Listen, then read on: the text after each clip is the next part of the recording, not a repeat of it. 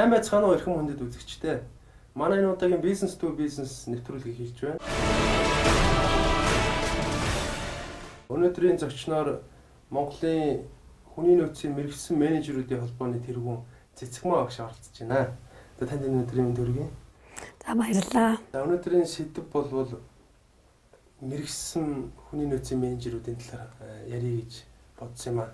Тэгээд энэ талаар яагаад ярих болсон бэ гэхээр би таныг сонссон сая Америк нэгдсэн улсад олон улсын хүний нөөцийн одоо чуулга уулзалтанд оролцоод ирсэн гэж сонссон. Та тэгээд яриагаа энэ талаар яриад эхлэх үү гэж бодож байна. За баярлалаа. Бас энэ сэдвийг бас сонирхоод бид нарыг ураад энэ салбарын бас хүмүүст шинэ мэдээлэл хүрэхэд танаа телевизийн хамт олон энэ нэвтрүүлэг их үүрэг гүйцэтгэж байгаа гэж би бодож байгаа. Их олон хүмүүс бас энийг сонсоосаа мэдээсэй гэж би бас хүсэж байгаа юм.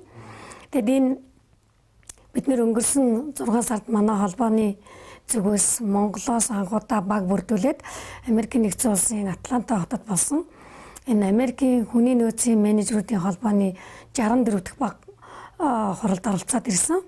За энэ хурал бол онцлог хурал юм байлаа. Ер нь ингээд харахад мэрэгжлийн одоо дэлхийн хүний нөөцийн мэрэгжлийн хүмүүсийн уулзалт гэж хэлж болно.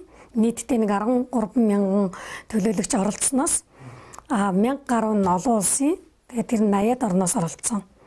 Ийм одоо хэмжээний өргөн хэмжээний олон асуудлууд ирсэн уулзалтанд оролцоод ирсэн. Энэ одоо ямар хугацаанд болж өнгөрөв? Энэ бүтэн 5 өдрийнх. За энэ нэг утгаараа бол үндсэндээ за 6 сарын 24-ээс 27-ныг дуустал. Тэг болсон. За тэгээд жил болгон болдго юм байлээ. Эх жилийнх нь 6 сарын 16-наас 19-нийг дуустал Чикагод болох юм байлээ. Тэгээд энэ жилийн хувьд бол бид анх оролцож байсан учраас маш их сонирхолтой олж мэдсэн, сонссон, суралцсан, за бусадтай хуваалцах юмсан гэсэн ийм зүйлүүд бол их байгаа. Энэ ер нь хамгийн том уулзалт гэж ойлгож болох дэлхийд хүний нөөцийн чиглэлээр. Ер нь тийм. Тийм байна. Монголоос анхудаа та оролцсон. Тийм Монголоос анхудаа баг бүрдүүлж одоо оролцож байгаа юм бид нар. За. Тийм энэ багийн бүрэлдэхүүн маань 7 хүний бүрэлдэхүүнтэй байсан. За холбооны удирдлагууд явсан. Дээр нь одоо томоохон манай үндэсний компаниуд уул уурхаан болоод худалдааны үйлчилгээний компаниудын хүний нөөцийн захирлууд оролцсон. За энэ урлаас та тэгээд ямар боломжийг олж харав? За эндээс болохоор мэдээч олон зүйлүүдийг тэнд яригдсан. За хамгийн чухал юм нь юу байна вэ гэхээр зэрэг ер нь өнөөдөр дэлхийн түвшинд энэ хүний нөөцийн салбарын байгууллагын хүний нөөцийн салбарыг авч явж байгаа хүмүүс маань нэлээд мэрэгжлийн өндөр шаардлагыг хангасан байх ёстой юм байна. За тэр чиглэл рүү одоо өөрөөр хэлбэл хүний нөөцийн салбар өөрөө байгууллагын чухал хэсэг болж орж ирж байгаа салбар нэгж. Тэрийг авч явж байгаа хүмүүс зайлшгүй мэрэгших ёстой юм байна гэдгийг нэгдүгээр тийм одоо мессежийг авлаа. Тийм боломжуудыг бас байгаа юм байна гэдгийг олж харлаа. Тухайлбал тэнд Америкт яаж юм вэ гэхээр хүний нөөцийн салбарт ажиллаж байгаа бүх менежерүүд мэрэгжлийн зэргүүттэй байна. Тэнд PHP гэдэг байгаа. Жишээл professional PHR гэдэг professional human resources гэсэн үг шүү дээ, тийм ээ. Энэ бол гүйцэтгэх түвшний хүний нөөцийн менежерүүд заавал энэ сургалтанд сууж энэ мэрэгжлийн зэргийг авах шаардлагатай болж орж ирж байна. Тийм. Америкийн судалгаагаар нийт хүний нөөцийн менежерүүдийн энэ холбоо бол нэг 250 мянган гаруй гишүүнчлэлтэй. Тэгэхээр нийт гишүүнчлийн хэмжээнд аваад үзэх юм бол 80% нь энэ одоо тодорхой хэмжээний мэрэгжлийн зэрэгтэй. За мөн гишүүн бус байгууллагын хүний нөөцийн менежерүүд ч гэсэн энийг авахын төлөө сургалтанд нь сурч энэ зэргийг авчих юм бол өөрөөр хэлбэл нөгөө талаасаа хүний нөөцийн менежерийн ажлын байрны баталгаа гарч иж гэнэ гэсэн үг шүү дээ. Нөгөө нэг байгууллагад ач холбогдол нь юу болж ийнэ гэхээр зэрэг хүний нөөцийн менежментийн үйл ажиллагаа мэрэгжлийн түвшинд хийж гэнэ гэсэн үг. Үүний бас баталгаа. За 3 дахь зүйл нь юу вэ гэхээр зэрэг энэ мэрэгжлийн энэ зэргүүдийг авснараа энэ мэрэгжлийн нэр хүнд үнэлэмж өсөж байна. За инхээр би түрүүн тэр PHR гэж хэлсэн тийм ээ. Удирдах түвшний хүний нөөцийн салбарт одоо хүний нөөцийн газрын захиралч гэдэг юм уу хүний нөөц хариуцсан захирлууд ямар зэргийг авах ёстой вэ гэхээр senior professional HR. Тэгээ энийг л аваагүй бол удирдах түвшний хүний нөөцийн ажил хийх бас боломж нь хязгаарлагдмал болж ирж байгаа байхгүй. За олон улсын түвшинд тэд нар бас хүлээн зөвшөөрөгдсөн ийм зэрэглэлийг хийж байна. Одоо Global PHR гэдэг. Тэгээ одоо жишээлбэл хаан ч гэсэн үндэстэн дамсан компаниуд, олон улсын компаниудын хүний нөөцийн асуудлыг одоо хариуцж ажиллаж байгаа хүмүүс маань энэ мэрэгжлийн зэргийг авах зайлшгүй шаардлага гарч ирж байгаа байхгүй юу? Ингэснээр ерөөсөө яаж нэгвэл хүний нөөцийн салбарт хэрвээ та хүчээ үзье, энэ салбарт өөрийгөө мэрэгжлийн карьер хий гэж бодож ил байгаа бол мэрэгших зайлшгүй шаардлага гарч ирж байгаа. Ийм л одоо хандлага тэндээс ажиглаж байна. Ерөөсөө энийг авахын тулд одоо цуврал сургалтууд нь хамрагдах. За энэ танхимын сургалт, онлайн сургалт хосолсон байна. Тэгээд за Global PHR-ыг авахын тулд яах вэ гэвэл мэдээж бид нэр Америкт очиод ажиллах биш. Тийм ээ. За бид нэр глобал төвшөнд нь одоо тэр програм хөтөлбөрт нь хамрагдвал яах вэ гэдэг асуудлыг бид нар бас судалж холбогдох хүмүүстэй нь уулзсан л да. Тэгэхээр энэ бол бүрэн боломжтой, хинт ч нээлттэй. Тэгээ энэ шаардлагыг хангаж байгаа хүмүүс энийг хинч авч бүрэн болно. Тэгэхээр хамгийн нэгдүгээр бид нэг суур үндсүүд нэг essentials гэж ярьдаг штэ. Одоо юу гэдгийг хүний нөөцийн чухал үндсэн суур үндсэн ойлголтуудтай байж иж мэдээж мэрэгшин штэ. Тэр суур нь байхгүй хүн энэ рүү явна гэвэл бас боломж бага. Энэ салбарт нэгдүгээр мэрэгжилтэй хоёрдугаарт ажиллаж байгаа хүмүүс бол авахд бол бас боломж байна. Сорилын тестүүд нь байна. Өөрөө ч суралцаад авч болж байна. Тэгээд онлайн системд нь холбогдоод танхимын сургалтаар ч авч болж байна.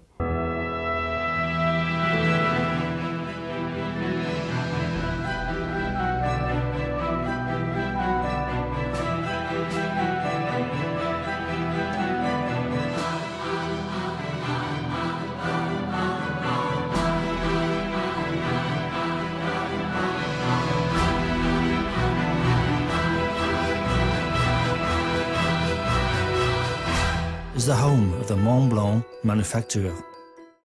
За, энийг одоо нэг ямар нэгэн байдлаар стандарт гэж ойлгож болох уу? Ер нь бол тийм. Мэргэжлийн стандарт гэж байна.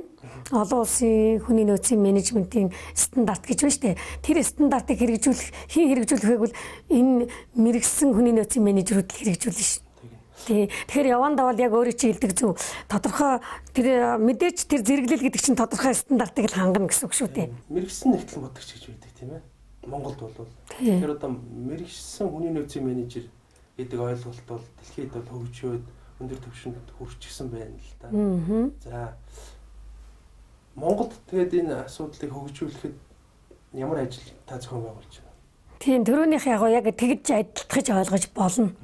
Тэгээ одоо хүмүүс бол илүү мэрэгсэн нэгтлэг бодогч гэдгийг манай зах зээл дээр илүү таниад байгаа шүү дээ. Яг тэрний түвшний ягаад гэвэл санхүү нэгтлэн бодох бүртгэл байгууллагын нэг үндсэн нэгж мөн. Түүнтэй адилхан хүний нөөцийн салбар нэгж бас нэг үндсэн хэсэг шүү дээ. Бүр суур хэсэг нь болж орж байгаа байхгүй юу? Тийм учраас энэ мэрэгсэн хүний нөөцийн менежер гэдэг асуудал бол яг тэрнтэй адилхаж ойлгож болно. Нөгөө талаас энийг хийхин тулд зүгээр энэ мэдээж сууж агаад хийгдэхгүй шүү дээ тийм ээ. Маш олон ажлууд бид нэр хийх хэрэгтэй байна. Энэ 1-2 хүн, 1-2 байгууллагын ч ажил биш. Энэ нэлээ өргөн далайцтай олон хүнийг хамруулсан, олон байгууллагыг татсан бэлтгэлтэй ингэж одоо орох хийх заашгүй ажил мөн. Тэгээ энэ төвшөнд бол бид нэр яг хэл эхний ээлжинд Монголын төвшөнд энийг яаж бий болгох вэ гэдэг асуудлыг бид ярилцсан л да. Тэр Америкийн хүний нөөцийн холбооны дэд ерөнхийлөгчийн төвшөнд бид нэр уулзсан. Тэгэхээр эдгээр бол мэдээж нэгдүгээр тайл болохоор өөрсдийнхээ энэ бас үзэл бодол концепцийг дэлхийн нийтэд хүлээн зөвшөөрөхийн тулд нэг орнд ч гэсэн энэ сургалтыг аваач гэдэг сонирхол нэг талаас байна. Нөгөө талаас бид нэр бүгд л бид нэр яриад байгаа шүү дээ олон улсын стандарт гэж одоо үйлдвэрийн шугамд айлсаа нэвтрүүллээ гэж яриад байгаа. Үйлдвэрийн шугамд айлсаа нэвтрүүлэхэд тэн дээр ажиллаж байгаа хүмүүс нь ч гэсэн бас нөгөө талаасаа мэрэгсэн байх хэрэгтэй болно шүү. Тийм ээ. За мөн нөгөө талаасаа тавигдж байгаа менежментийн орчинд нь олон улсын стандарт ихний ээлжинд нэвтрүүлэх шаардлагатай юм байна. Тэгээд одоо ISO 14001 гэл байна шүү дээ тийм ээ. Тэгэхээр менежментийн стандартыг ерөнхий менежментийн олон улсын стандартыг нэвтрүүлээгүй тохиолдолд энэ салбарын олон улсын стандартуудыг авчираад ахаар чинь бас өрөөсгөл болчиход байгаа байхгүй. Менежментийн орчин нь хүлээж авахгүй. Тийм одоо орчныг бүрдүүлээг байхад нэг хүний нөөц нь олон улсын стандарт авчираад юм уу, үйлдвэр нь авчираад юм уу, нэгтгэл нь авчирхаа зэрэг нэг иж бүрэн болж өгөхгүй шүү дээ. Энэ утгаараа системтэй байдлаар энийг нэвтрүүлэе гэх юм бол суур шаардлага бол байгууллагууд менежментийн олон улсын стандартыг нэвтрүүлэх шаардлага гарч ирж байгаа юм. Энэ одоо гүн хордоо өгч байна Монгол улс чинь. Гадны олон компаниуд орж ирж байна. Тэгээд эдгээр чинь маш их хэмжээний стандарт бидрээс нэгж байна. Тэгээд одоо яах хэрэггүй нөгөө нэг хүчээр бид нар хөгжиж энэ стандартыг нэвтрүүлэхээс өөр аргагүй болж байгаа шүү. Тэгээд энэ шаардж байгаа стандартууд яг таны саяны хэлсэн менежментийн стандартууд. Одоо танаа хүмүүс чи ямар зэрэг цолтой, ямар стандарт үйл ажиллагаанд нэвтрүүлсэн гэдэг шахаж шаардаад ирж байна. Эдгээртэй чинь өрсөлдөж хамтарч ажиллахын тулд энийг нэвтрүүлэхээс өөр арга алга. Би таныг ойлгохдоо хамгийн чухал юм хийж явна л гэж хараад байна л та. Хүний нөөцийн удирдлагын стандартыг.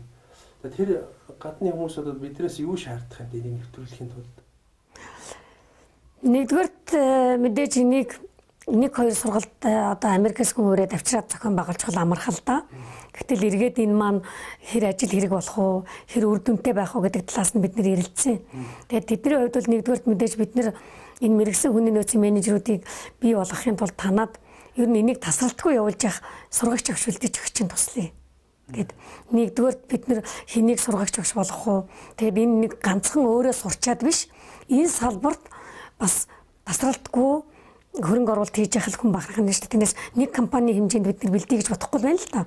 Мэдээж компаниуд өөрсдөө энийг хүмүүсээ бэлтгэх тал дээр хөрөнгө хүч анхаарал хандуулна гэдэгт бол итгэж байгаа. Түүнээс гадна бас өшөө нийгэмд энэ салбарт Монгол орны хөгжлийн үндсэн салбар байна шүү дээ. Хүний нөөц чинь бүх юмнийх нь тулгуур болчихж байна. Эдийн засгийн хөгжлийнх нь тулгуур, байгууллагын хөгжлийнх нь тулгуур. Тийм ээ. Ингээд бодохоор нэлээ өргөн хүрээнд бид нар энийг хараад байгаа. Тэгэхээр нэг талаас бол мэдээж бусдаа мэдлэг мэдээлэл хуваалцах сонирхолтой одоо нийгмийн эрх ашгийг илүүд эрх мэддэг ийм хүмүүс байгаасаа гэж бодож байгаа. Байгуулгах ч ёстой гэдэг шаардлагыг бол тавьж байна. Нөгөө талаас хэлний барьерийн асуудал байна шүү дээ. Энэ сургалт мэдээж эхлээд англи дээр төрлөх хэлээр нь явуулна гэдэг шаардлагыг тэд нар тавьж байгаа байхгүй юу. Тэгэхээр энийг төгс ойлгочдог ийм бэлтгэгдсэн хүний нөөцийн менежерүүд бол одоо манад байгаа. Гадаад дотоодод бэлтгэгдээд ирсэн байгаа. Тэгэхээр хоёр дахь том шаардлага бол хэлний барьер. Аль болохоор бид нэр англи хэл дээр авчгаад явбал бас илүү зүгээр юм гээд. За мэдээж бүр болохгүй бол монгол орчуулгатай явуулахыг бодно л доо. За дараагийн шаардлага явах гэхээр яг энэ салбарт ажилладаг хүн байна. Энэ салбарт ирээдүйд ажиллах хүн байна. Тэрнээс нэг сонирхлын журмаар биш байх нь шүү дээ тийм ээ. Нэг сурчаал тэрийг ашиглахгүй биш. Ашиглахаас гадна бусдын хэрэгцээг хангахад зориулагдах ийм шаардлага гарч ирж байгаа. Хамгийн наад захын шаардлагууд. Тэгээд цаашид бид нэр гүнзгийрүүлээд ирэхээр зэрэг олон шаардлагууд, нарийн шаардлагууд тавигдах нь ойлгомжтой болно шүү дээ. Өөрөө тэр сурах хэрэгцээг ойлгоцсон. Тэгээд энийг сурахын хажуугаар бид нэр олон улсын хүний нөөцийн стандартыг барилил ярьж орж ирнэ шүү дээ. Тэрийг судлана. Тийм ээ гэл маш олон ажлууд ингээд одоо нэг хүчгийн бариад авах юм бол олон юмнууд ард нь хийгдэх юмнууд байгаа байхгүй юу?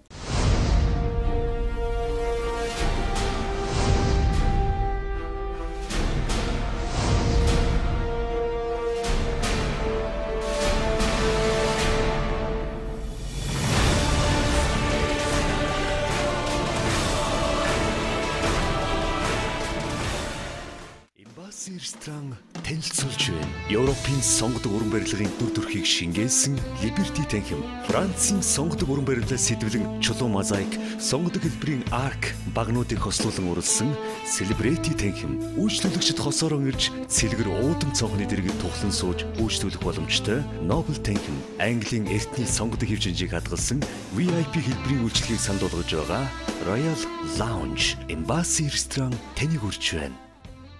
Монголд нэлээдгүй олон сургуулиуд, за хувийн компаниуд, төрийн бус байгууллагууд хүний нөөцийн менежерүүдийг бэлддэг курс дамжаа сургалт явуулдаг штеп. За зарим ч нэг сертификат өгж байгаа харагдахын, зарим диплом өгж байгаа харагдахын тийм ээ. Эдгээр бол одоо яг одоо манай Монголын нэгтлэн бодогч бүртгэлийн институт, мэргэжсэн институтын хэмжээний тим даацтай сертификат, кодекс маягийн өгж байгаа юм уу? Манай тийм хүний нөөцийн стандарт гэж байгаа юу үндэсний? Тэр нэг олон асуулт нэг дараа их цуврал болчихлоо л да. Тэгэхээр системтэйгээр хариулахыг үүтэй тийм ээ.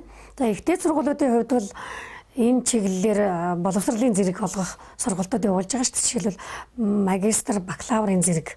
Одоо сүүлийн үед ялангуяа энэ эрэлт өсөж байгаа учраас шинээр анги нээх явдлууд ч гэсэн их гарч иж байна. Хүний нөөцийн бакалавр, хүний нөөцийн магистр. Энэ хоёр өөр сургалтын асуудал ирэгдэж байна л да тийм ээ. За бусад олон нийтийн байдаг юм уу хүний нөөцийн чиглэлээр явуулж байгаа богино хугацааны курс сургалтууд бол мэрэгшүүлэх чиглэлээр ялангуяа анхын шатны одоо энэ мэрэгшүүлэх сургалтуудыг л хийж ин л да. Тэрнээс яг энэ бидний сая яриад байгаа илүү олон улсын түвшинд мэрэгшүүлэх энэ сургалт бол манад хараахан байхгүй байна. Энийг байлгахын тулд бид нар энэ нэг одоо нийгэмд хэрэгтэй байна шүү олж ирж хамтарч энийг хийя гэдэг. Тэгээ энэ тал дээр бол бид нар анхныхаа мэрэгжлийн байгууллагуудтай хамтраад хинтээ хамтарч ажиллах уу, хэнийг эндээ татах уу гэд ингээд анхныхаа уулзалт юунуудыг хийж байна. Жишээлбэл өчигдөр ихэд бид нар хүний нөөцийн активынхантай ярилцлаа. За мөн бид нар стандарт хэмжил зүйн газрынхантай бас энэ стандартыг олж ирэхэд манай зүгээс ямар боломж байна уу? Бас дэмжлэг хэрэгтэй байна шүү дээ, тийм ээ? Манад байна уугүй юу? За хэрвээ ер нь бол ихтэй сургуулиудын хөтөлбөр программын хувьд байхгүй байгаа. Ер нь байхгүй гэдгийг хариулт гарч ирж байгаа шүү дээ. Тэгэхээр энийг байлгахын тулд бид нар яаж хандах ёстой юм? Ямар одоо бас дүрм журм байна уу? Энийг судалж явж байна. Тийм. За энэ дээр ажлын хэсэг гаргах ийм хэмжээнд байна. Багаан бүрдүүлэх хэмжээнд байна. Өөрөөр хэлбэл бид нэр судалгааны түвшинд явж гин гэж хэлж болно. За түрүүн бас ярьлаа энэ тэр олон ихтэй сургууль болоод энэ төрийн бас байгууллагууд энэ чиглэлээр нэлээд олон байгууллагууд явуулж байна л да. Тэгэхээр эдгээр ийг болохоор мэдээж аль болохоор олон улсын стандарт руу чиглэсэн сургалт явуулах тал дээр л бид нэр хамтарч ажиллая гэж уриалмаар байна. Тийм. Одоо байхгүй байна.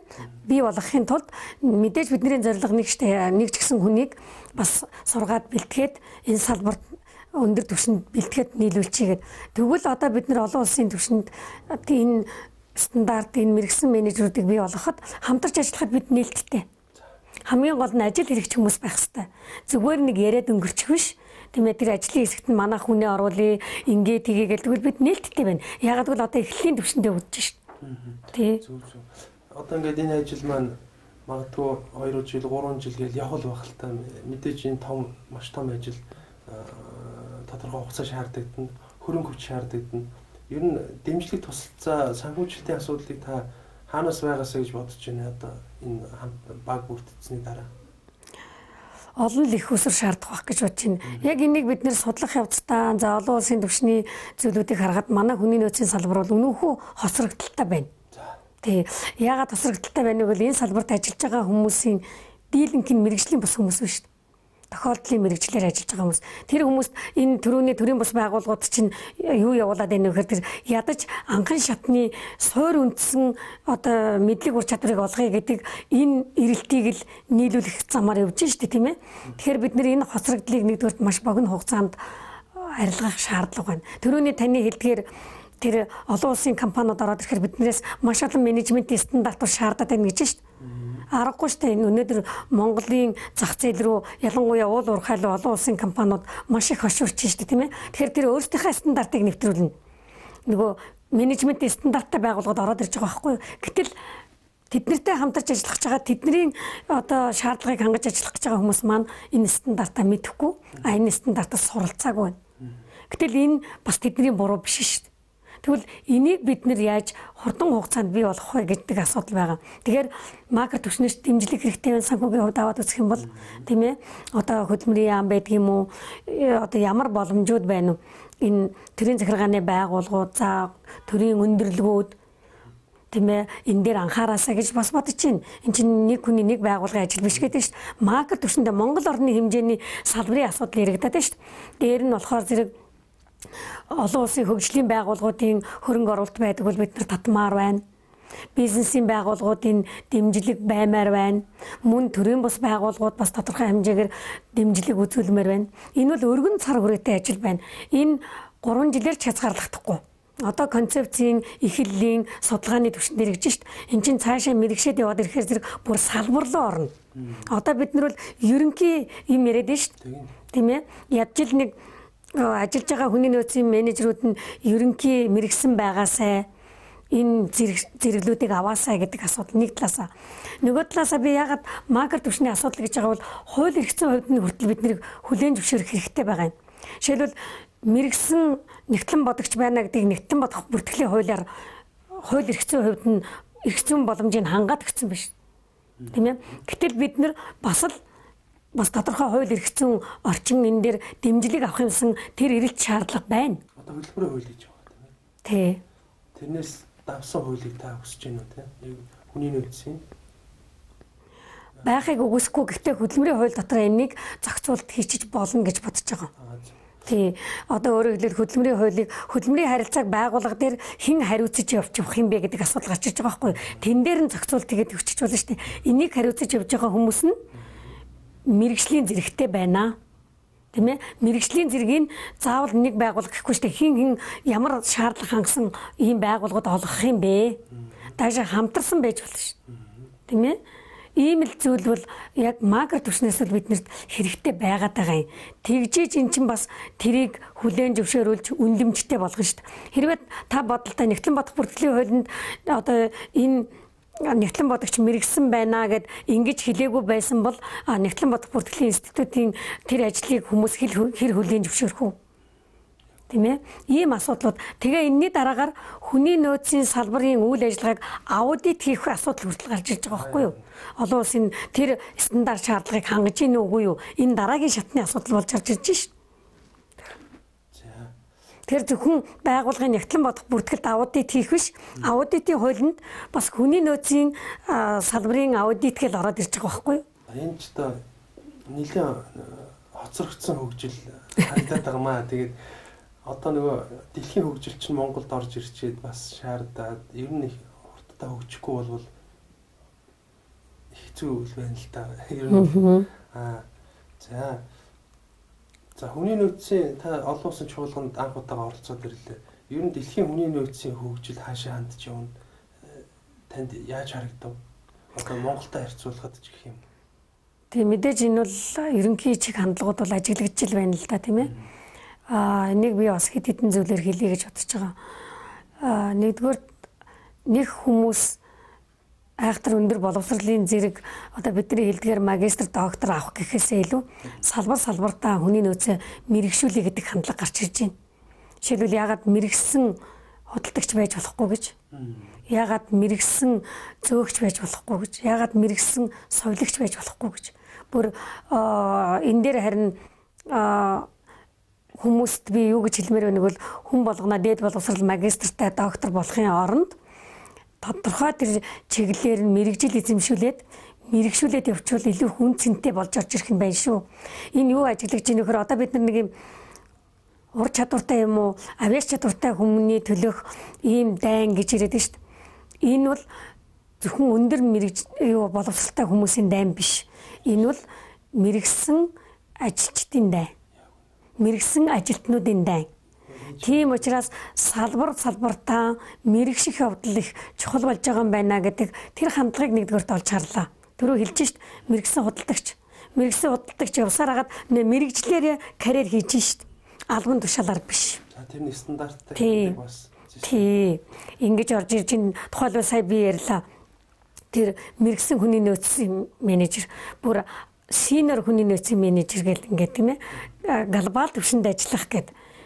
Тэр бол заавал магистртай бай чи заавал доктор бай гэж шаардахгүй байна шүү дээ. За нэг хоёрд болохоор зэрэг юу ажиглаж чинь вэ гэхээр зэрэг энэ түрүүнч бас бид нэр ярьлаа. Энэ ур чадварын хүмүүс талаас яаж гарах вэ гэдэг асуудал их хэрэгдэж шүү дээ. Одоо энэ дэлхийн нийтийн хандлага болсон байна хүний нөөцийн салбарт. Энэ техник технологийн хөгжил, нийгмийн хөгжил, хүн ам зүйн хөгжил эргээд хүмүүсээ ур чадварын хүмүүст оруулчих. Тий. Хөдөлмөрийн зах зээл дээр гарахаар зэрэг энэ хомсдлоос гарахын тулд улс орнууд дэлхийн одоо олон улсын хөгжлийн байгууллагуудтай хамтраад том хөтөлбөрүүд хэрэгжүүлээд үр дүнгээ ярьж эхэлж штэ бид нар юун дээр алдав. Тэгээ ур чадварын хомсдол гэж ирэхээр бид нар одоо манай ажил олгогчид бүгд мэдж байгаа. Энэ төгсөөд гарч байгаа хүмүүс чинь юм хийж чадахгүй байна. Ажлын ачаал даахгүй байна. Тийм ээ 10 сайхан өгүүлбэр нийлүүлээд бичиж чадахгүй байна гэл ингээл яриад байгаа шүү дээ. Энийг л бид нэр ур чадварын хомсдол гэж нэрлэдэг байгаа байхгүй юу? Бид мэрэгжлийн ур чадварын хомсдол хэрэггүй шүү дээ. Даашаа бид нэр одоо манай ажлын хүч юунд бод чинь бол суур ур чадварын хомсдолд орчиход байгаа байхгүй юу?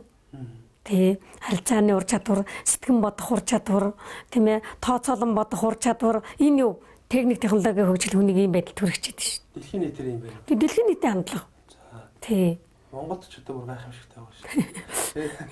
Энэ за одоо нөгөө дэлхий бол ингээд мундаг техник технологиудаа програмуудаа ашиглаад хүний оролцоо их багасаал байна л та.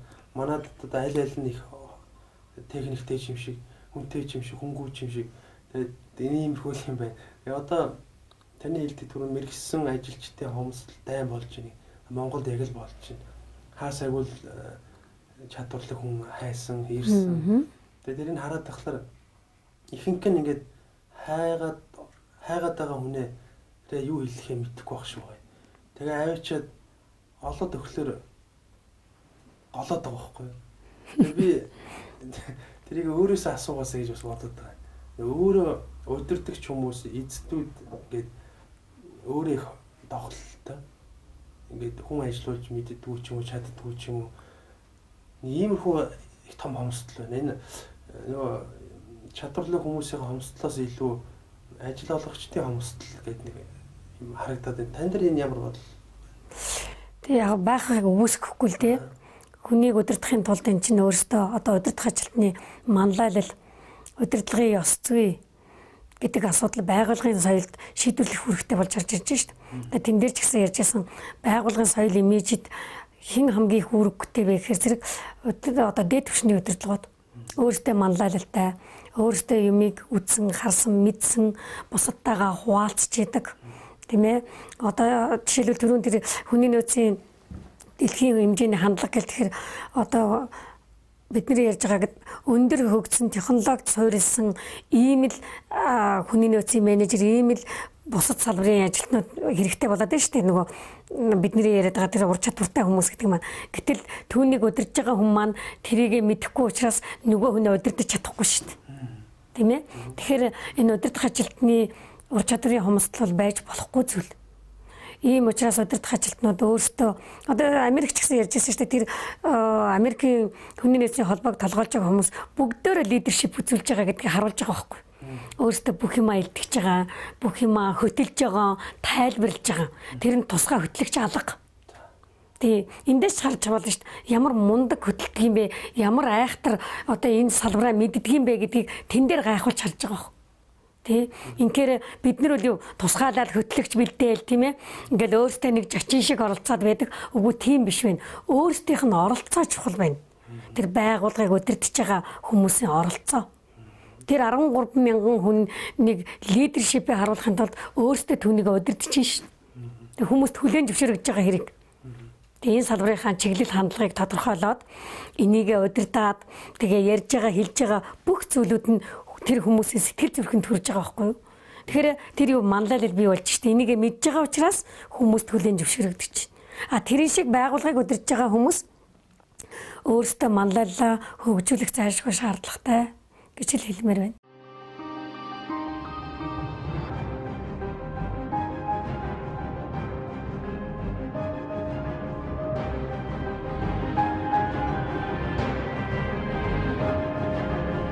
Таны амжилтын хөтөч Монблан. Манай Монголд одоо ямар вэ? Одоо энэ ажилчдыг тогтож үлдээх, барих ямар арга хэрэгслүүд вэ? Учир нь манай нийгмийн нэг юм үзэгдлүүд хүмүүсийг бас ажил хийх дур сонирхлыг багасгаж байгаа тохиолдлууд их байх шүү байна. Энэ одоо бэлэн мөнгө ч гэдэг юм уу? Одоо төр засгийн шилжилт ч гэдэг юм уу? Хүлээлт ч гэдэг юм уу? Ихэнх хүмүүс энэ ажлыг сонирхолгүй юм шиг тийм ээ. Ажлаасаа дайжж байгаа мэдээж нөгөө нэг компани соёлоос хамаарсан дайжилт бол байгаа. Эсвэргээр эдийн засгийн тэр дайжилт гэж бас харагдаад байгаа шүү. Энэ дээр танд одоо ямар дүгнэлт байна? Энэ хүмүүсийг одоо яаж тогтоон барих аргачлалууд байна? Ер нь бол тогтоон барина гэдэг бол түрүүний хэлдгээр бас л мэрэгжлийн үйл ажиллагаа шаардсан шүү дээ. Тий. Олоод авах нэг хэрэг тийм ээ. За тэрийг нэгдүгээр яаж ашиглах уу? Яаж тогтоон барих уу? Яаж одоо бид нэг аргамжих уу гэдэг асуудал байна шүү дээ. Тэгээ хичнээн сайн хүнийг бид нэр сонирхол олоод авдаг, өндөр үнээр зодож жагаад тогтоон барьж чаддаггүй, ашиглаж чаддаггүй ийм асуудал. Энэ юутай холбоотойгоор нөгөө л удирдах байгаа хүмүүс маань өөрсдөө мэрэгжлийн бус болоод ороод ирж байгаа байхгүй юу? Их олон арга хэрэгслүүдийг тэн дээр ярьж ин л дээ. Тухайлбал би нэг тэн дээр тавигдсан илтгэлүүдээс жишээ хэлээ л та тийм ээ. Ажлын байран дээр хүмүүсийг яаж аргамжих үндсэн элементүүд гэдээ байж байгаа. Үндсэн 7-8 элементүүд тэмдэглэж өгч байна. Нэгдүгээр яах вэ гэхээр зэрэг тэр маш их бүтээлч харилцаатай байх хэрэгтэй. Тэгээд бүтээлч эерэг найрсаг харилцаагаар хүмүүсийг өөртөө аргамж татгээд ш. Тийм ээ. Тэрнээс биш бид нэр энэ хүний нөгөө харилцаагаараа өөрөөсөө хүндрэлчж байгаа тохиолдол зөндөө байна шүү дээ тийм ээ. За нэгдүгээр тэр бүтээлч эерэг найрсаг харилцаагаар татаж аргамжиж болно. Нэг аймаар өндөр цалин хөлс хангамж гэхээсээ илүү харилцаанаасаа хүмүүс өдөөгдөж идэг. Тийм ээ. Нөгөө гүйцэтгэх захиралтайгаа удирдлагуудтайгаа аягүй сайхан харилцаатай ойлголцдог. Сансан бодсон юм а хэлээд тэрнээсээ дэмжлэг авчдаг. Тийм ээ. Санал санаачлагын тэр байгууллагт хэрэгтэй зүйлийг хийхээр дэмжичдэг. Инхээр өөрийнх нь санаа хэрэгжээд ирэхээр энэ хүн тэр санаагаа ажил хэрэг болгоод үр дүнгийн харъя гэдэг утгаараа аргамжигдэж байна. За ерөнхий байгууллага хамт олонны атмосфер гэж бид нэр ярьдаг штэ. Уур амьсгалаар татна. Тэр нь хоорондоо бие биенийгээ одоо нэг төвшний хүмүүс тийм ээ доор нь байгаа хүмүүс дээр нь байгаа хүмүүс харилцан дэмжсэн, харилцан үйлчлэлсэн ийм уур амьсгалтай. Харилцан бие биенээсээ суралцсан, мэдээлэл солилцсон. Энд чинь арай өөр очи атмосфер гэж ирээд шүү дээ. Тэр хамт олонны уур амьсгал өөрөө эерэг тэрүүгээрээ татдаг. Тэрүүгээрээ бид нар бас хүмүүсээ цааш нь болгочод шүү дээ. Тийм ээ бид нар ярьдаг шүү дээ хэд хэдэн пракс болчоол. Тэгэл тэрийг зайлуулна гэж ирээд энэ одоо манайхан тэр улс төр төдийгүй байгууллагад байдаг юм байна. Тэгэхээр тийм биш. Харилцан дэмжсэн. Харин гарна гэсэн сэтгэлтэй байвал тэрийг бид нэр тогтоон барьж идэг. Чи байхгүй л энэ ажил хийгдэхгүй тийм учраас бай. За энэ атмосферээр дэмжиж болж байна. За нөгөө талаас бас юугаар бид нэр тогтоон барих вэ гэвэл энэ байгууллагад таны оруулж байгаа хувь нэмрэг гавья энэ тэрийг мэдрүүлье. Тэ энэ байгууллагад нэгдүгээр оршин тогтнож байгаа нь таны оруулж байгаа хувь нэмрэг үүрэг их шүү гэдгийг ойлгуулъя. Тэгвэл хүн чинь миний хувь нэмрийг хүлээн зөвшөөрж штэ. Тий үнэлж байна гэдэг утгаараа хүн яг уу бай гэдэг тийм ойлголт байна. Тэгэхээр тэгэхгүй болохоор яаж гинэ хичнээн үхэр шиг зүтгээд эргээд энэ хүн тодорхой үүрэг хувь нэмэр оруулсан гэдгийг бид нэр сайшааж магтахгүй штэ. Тий тэгэхээр талархъя. Тий оруулсан хувь нэмрийн үнэлээ, амжилтын тэмдэглэе. Тийм ээ гэдэг ийм зүйлүүд гарч ирж байна. За дараагийн нэг зүйл юу байна вэ гэвэл түрүү хэлдлээ шүү дээ. Ерөөсөө бид нэг зорилгын төлөө нэг зүйлийн төлөө явж байгаа болохоор зэрэг бие бинийгээ хүндэтгэе. Хүлээн зөвшөөрье. Тийм ээ тэр авиас бэлэг чадвартай хүн ороод ирэхээр зарим тохиолдолд бид зарим салбарын удирдлагууд нь хүлээн зөвшөөрдөг шүү дээ. Харин эсрэг юм зохион байгуулаад эсрэг санал бодлын тийм ээ өөр тийш нь чиглүүлэх гэл хүлээн зөвшөөрөй харилцан хүндэтгэе. Нэ респект гэж ирээд шүү дээ. Тэ. За дараагаар нь болохоор энэ дээр одоо 7-8 тийм элементүүдийг зөвөр хэлж болж байгаа. Одоо бид нэр эмпати гэж ирээд шүү дээ. Тэ. Одоо эмпати гэдэг төв хүртэл байж байгаа. Тийм ээ. Тэгэхээр зэрэг энэ байгууллагыг ерөөсөө хоёр тал харилцан ашигтай. Байгуулагч энэ хүн хэрэгтэй гэдэг тийм одоо сонирхлоо илэрхийлж байгаа эмпат гэж ирээд шүү дээ. Хүн ч гэсэн түрүү хэллээ шүү дээ. Намайг гараа явуул энэ ажил хийгдэхгүй юм байна гэдэг тэр тал дээрээ тэгээд дээр нь түрүү хэллээ шүү дээ. Миний санаачлагыг дэмжичдэг. Тэгэхээр харилцан хоорондоо нэг юм сонирхол бий болж байгаа үз. Тий. Тэгээ энэ талаас хараад үзэхээр хүнийг тогтоон барихад бид нар юу бодоод байдаг вэ гэхээр цалин нэмж чадахгүй байна, хангамж алга байна гэд ингээд ирээд байдаг үгүй. Нийгэм сэтгэл зүйн уур амьсгал чинь л өөрөө хүнийг аргамжих, татах арга хэрэгсэл болж ирж ирээд шүү дээ. Дээр нь мэдээж юу сургаж хөгжих асуудал. Тийм ээ, хүн ажлын байран дээрээ одоо энэ дээр нөгөө олон улсын хөдөлмөрийн байгууллагын ажлын байранд тавигдчихж байгаа шаардлага тийм шүү дээ. Хүн ажлын байран дээрээ хөгжиж явах, суралцж явах тийм орчныг ажил олгогчид маань бий болгочих юм бол бас тогтоон барих, аргамжих нэг хэрэгсэл. Ер нь бол тэгээд нэг сүртэй бодоод авахгүй өдөрдөгч эзэдүүд маань маш хямдхан аргач байх хямдхан энгийн арга буюу одоо найрсаг харилцаатай, зөв хандлагатай, хүний хөдөлмөрийг үнэлдэг байж та өөрөө чадах юм бол тэгээд тэр сарлаа л гэсэн асуудал яригдлаа таны ярианаас тийм ээ. Тэгээ тэрийг хөвшүүлэх явдал чухал нэг удаа биш тийм ээ. Нэгэд өнгөрөх. Тийм нэгэд өнгөрөх биш. Байнгын хөвшүүлж одоо тэр нь тэгээ бүр байгуулгын соёл болгоод хувирчих явдал байгаа байхгүй юу? Өөрийгөө өөрчлөөх гэсэн үг л байна. Тий.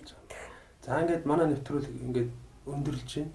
Танд хүрэлцэн ирж бидэрт сонирхолтой яриа бас арга аргачлал зааж өгсөнд баярлалаа. Ер нь бол битүүрийн сэдв мэрэгсэн хүний нөөцийн менежер гэсэн сэдв байгаа. Энэ мэрэгсэн хүний нөөцийн менежер ирээдүйд өөрийн хэрэгэмтэй, цолтой, өөрийн стандарттай, үнэлгээтэй, хяналттай тийм ээ. Тэгээд яг тэр мэрэгсэн мэрэгчлэр манай байгууллагууд маш үнэтэй тов нэмэр төрийн ч бай, хувийн ч байгууллагуудын хамгийн судас нь бол одоо хүний нөөц байгаа. Дараа нь магадгүй санхүү орох байх тийм ээ. Гэт явах. За ингээд танд 1 минутын боломж байна. Та надаас асуугаагүй тийм асуулт байвал үзэгчтэй хандаад илүү. Тэгэхээр ер нь яг хүний нөөцийн менежерүүдтэй хандаад хэлэхэд нэг айхтар том олон улсын стандарт авчраад бид нарыг одоо юу гэдгийг бас их шахах юм байна гэж ойлгох хэрэггүй. Харин биднэрт хөгжих хэрэгцээ байгаа юм байна, суралцах боломж байгаа юм байна. Энэнд яаж оролцох вэ гэдэг тал дээр л их эерэг бас эндээс мэдээлэл аваасаа гэж хүсэж байна. Тэрнээс бид нэг айлах гэдэг юм биш бас манайх чинь нэг ийм мэдээлэл явуулахар жоохон айждаг тохиолдол бий. Тэгэхээр энэ сүүлчийн боломжийг ашиглаад бид юу гэж хэлмээр байна вэ гэвэл хамтарч энэ салбарыг хөгжүүлэхэд ажиллацгаая гэдгийг л хэлмээр байна. Ингийн бол биднэрт маш сайхан ирээдүй байна шүү л гэж хэлмээр байна да.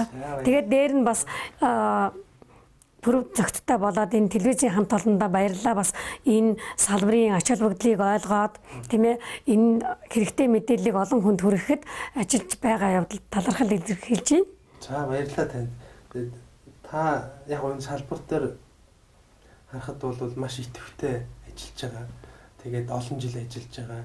Тэгээд одоо би сэтгэлээ зориулна гэдэг чинь ийм хүн бас байж таарат байгаа маа. Тэгээд би таныг өрсөн. Та бас Монголоос хамгийн анх олон улсын хуралд оролцлоо шүү дээ. Тэгээд энэ талаар бас танаас тодруулъя гэж бодсон. Тэгээд таныг энэ салбарын хөгжлийг одоо хөгжүүлэхэд амжилт хүсье. Цэцэгмаа багшийг бас төр засаг, хувийн хөвшил, за мэрэгжил нэгт анд нөхд нь бас дэмжиж энэ үйл хэрэгт нь оролцоосоо гэж хувийнхаа зүгээс хамт олонныхаа зүгээс хүсье. За баярлалаа. За эрхэм хүндэт үзэгчтэй манай энэ удаагийн бизнес to бизнес нэвтрүүлэг өгөр өндөрлж байна. За өнөөдрийн нэвтрүүлэгт Монголын хүний нөөцийн мэрэгсэн менежерүүдийн холбооны тэргүүн доктор профессор Цэцэгмаа багш оролцлоо. Дараагийн нэвтрүүлгээр дахин уулзлаа баяр та.